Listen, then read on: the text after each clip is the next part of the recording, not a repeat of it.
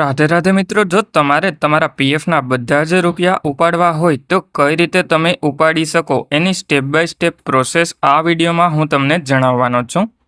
એટલે એના માટે સૌથી પહેલાં તો તમારે તમારા મોબાઈલમાં કોઈપણ એક બ્રાઉઝર જેમ કે ક્રોમ બ્રાઉઝર અથવા તો ફાયરફોક્સનું બ્રાઉઝર ઓપન કરી લેવાનું છે.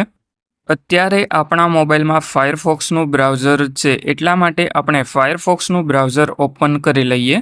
એટલે પછી એમાં આપણે epfo.gov.in ટાઈપ કરી અને સર્ચ કરી લેવાનું છે. એટલે જેવા આપણે epfo.gov.in ટાઈપ કરી અને સર્ચ કરીએ એટલે પછી ઈપીએફઓની ઓફિશિયલ વેબસાઇટ ઓપન થઈ જશે. એટલે પછી આપણે વેબસાઇટમાં નીચેની તરફમાં વિડ્રો પીએફમાં એપ્લાય નાવ ઉપર એક વખત ક્લિક કરી લેવાનું છે. અને પછી એમાં આપણે આપણો 12 આંકડાનો યુએએન નંબર પગારની સ્લિપમાંથી જોઈ અને એન્ટર કરી લેવાનો છે. અને પછી એમાં તમારે નીચેની તરફમાં પીએફનો પાસવર્ડ તમે જે પણ સેટ કરેલો હોય એ એન્ટર કરી લેવાનો છે.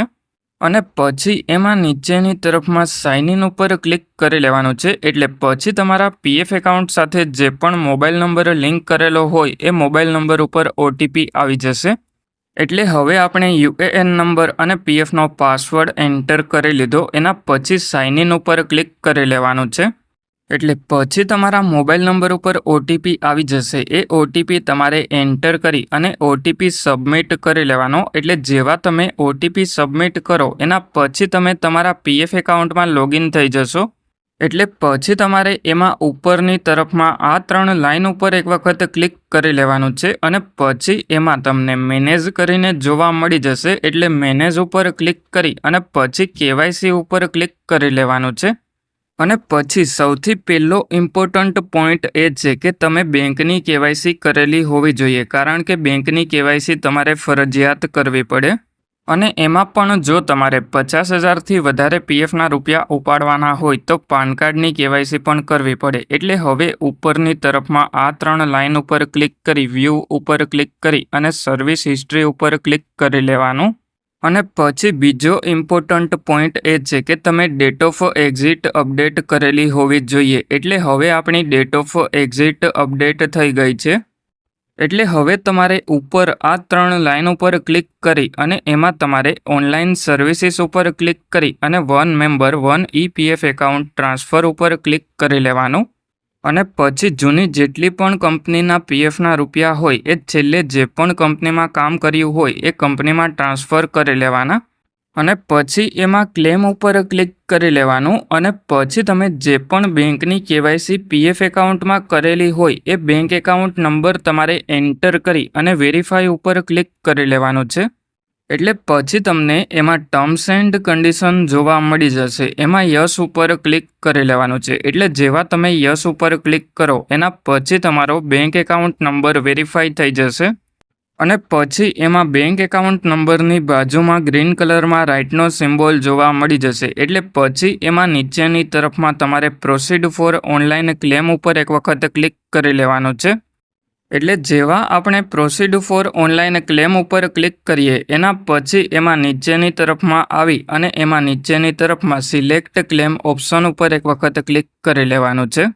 અને પછી એમાં આપણે નોકરી છોડી દીધી હોય તો ઓનલી પીએફ વિડ્રોવલ ફોર્મ 19 વાળો ઓપ્શન જોવા મળે. અને જો નોકરી ચાલુ હોય તો તમારે પીએફ એડવાન્સ ફોર્મ 31 એપ્લાય કરવું પડે.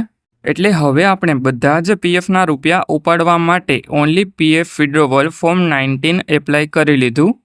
એના પછી આપણે ફોર્મ 121 અપલોડ કરવું પડશે. એમાં પણ જો 50,000થી વધારે પીએફના રૂપિયા ઉપાડવાના હોય તો અપલોડ કરવાનું. અને જો 50,000થી ઓછા પીએફના રૂપિયા ઉપાડવાના હોય તો અપલોડ નથી કરવાનું. અને પછી નીચેની તરફમાં એમ્પ્લોયી એડ્રેસમાં લોકાલિટીમાં ગામનું નામ એન્ટર કરી અને પછી સ્ટ્રીટમાં શેરી નંબર એન્ટર કરી લેવાનો છે. અને પછી એમાં નીચેની તરફમાં સિલેક્ટ સ્ટેટ ઉપર ક્લિક કરી અને તમારું રાજ્ય સિલેક્ટ કરી લેવાનું. એટલે જેવા તમે રાજ્ય સિલેક્ટ કરો એના પછી નીચેની તરફમાં સિલેક્ટ ડિસ્ટ્રિક્ટ ઉપર ક્લિક કરી અને તમને જે પણ જિલ્લો લાગુ પડતો હોય એ જિલ્લો સિલેક્ટ કરી લેવાનો. અને પછી એમાં નીચેની તરફમાં સિટીમાં તમારા તાલુકાનું નામ અથવા તો સિટીનું નામ એન્ટર કરી અને પછી નીચેની તરફમાં 6 ડિજિટ પિનકોડ એન્ટર કરી અને પછી એમાં નીચેની તરફમાં ગેટ મોબાઈલ ઓટીપી ઉપર ક્લિક કરી લેવાનું. એટલે જેવા ગેટ મોબાઈલ ઓટીપી ઉપર ક્લિક કરો એના પછી તમારા મોબાઈલ નંબર ઉપર ઓટીપી આવે એ ઓટીપી તમારે સબમિટ કરી લેવાનો. એના પછી ઉપરની તરફમાં આ 3 લાઇન ઉપર ક્લિક કરી ઓનલાઈન સર્વિસીસમાં ટ્રેક ક્લેમ સ્ટેટસ ઉપર ક્લિક કરવાનું. એટલે પછી જેવા તમે ટ્રેક ક્લેમ સ્ટેટસ ઉપર ક્લિક કરો એના પછી જ્યારે તમે ક્લેમ કરેલો હોય ત્યારે અંડર પ્રોસેસમાં તમને જોવા મળી જાય અને જેવો તમારો ક્લેમ સેટલ થઈ જશે એટલે ક્લેમ સેટલડ એવું જોવા મળી જશે. એટલે હવે જો તમને કોઈ પણ પ્રોબ્લેમ આવતો હોય પીએફ એકાઉન્ટમાં તો મને કમેન્ટ કરીને જણાવજો. અને જો તમારે તમારું પીએફનું કોઈ પણ કામ મારી પાસે કરાવવું હોય તો મારો મોબાઈલ નંબર તમને આ વિડીયોના ડિસ્ક્રિપ્શનમાં જોવા મળી જશે, ત્યાંથી મને કોન્ટેક્ટ કરી લેજો.